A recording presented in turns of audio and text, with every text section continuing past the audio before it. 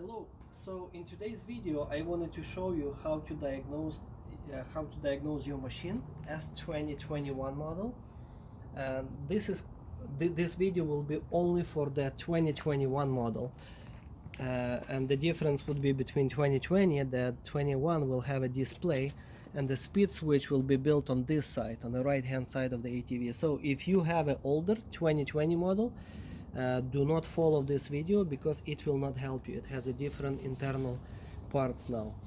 Okay, so before we're going to do any kind of diagnosis, I will recommend you to put your rear end of the ATV on a stand, or I mean on a block or a jack like this, and that it will not run away from you while you're going to be doing some diagnostics. So if you have this machine, you turn on the ignition and it's clicking like this, which is normal. Then after the click, you're supposed to hold the throttle handle and the machine's supposed to move, but it does not move. Well, my machine is moving, but I'm going to show you because I put on a neutral. But if I'll put on the drive, it's going to drive okay, so no problem. But if your machine does not wheels does not move after the click, there could be a few reasons for that. One of the reasons would be a faulty throttle handle, loose wire on the switch, or maybe unplugged wires. All of those things I mentioned on my previous video, so please check my previous video. But on this particular video I'm going to show you another reason why your machine might click, and you checked all of the components from the previous video and you could not find the problem. So this particular machine equipped with a overheating overloading relay, and I am going to show you how to test that relay, if it's faulty or not. And without that relay, machine will not move either. So you will need to remove this plastic body, which is going to be 4 bolts, 2 on both sides and 1 nut underneath.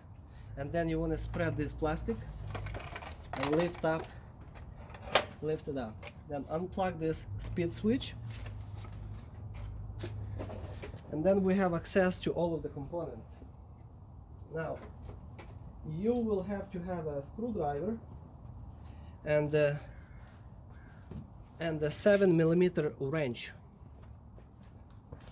because your actual overheating relay, it's a gray piece that is built right here underneath, and it's held by this screw right here.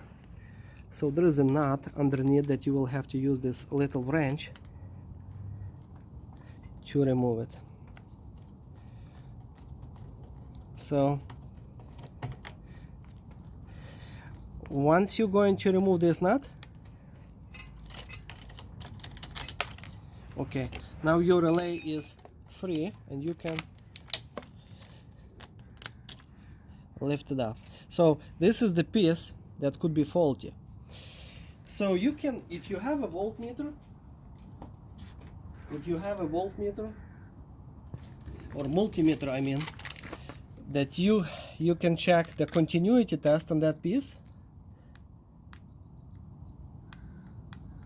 You just touch with your probes on this 2 ends, and if it's making this beeping noise, then that means that it's passing power. But if you checking the continuity on this piece and it's not making any noise, you need to replace this piece. So if you want to use the machine in the meantime, you can always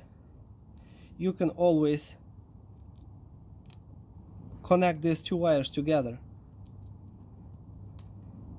and use it directly without that piece. It will not harm your machine. Just be careful not to overheat it badly. I mean, kids riding on a high gear trying to go against the hill, pretty often, and it might overheat the motor or the controller. So that's why this piece was created, to prevent from overheating and burning your controller or motors. So right now, when I connected these 2 wires together, I jumped them for temporary, now we can try if the machine actually going to move or not. As you can see, it's moving no problem, but if one of those, if this overheating relay would be faulty, it would be, this wire would be basically disconnected directly from this piece. And let's see, it's clicking. As you see, I'm holding the throttle handle, but it's not moving. So that's mean that this one is faulty. So this is how you check if your overload relay is faulty or not. Maybe in some cases it's going to be working okay after it will cool down, but if not, then you will have to replace it or use your machine without this piece until you get a new one. All right, I hope it was pretty clear for you how to test the overheating relay. Thank you. Bye.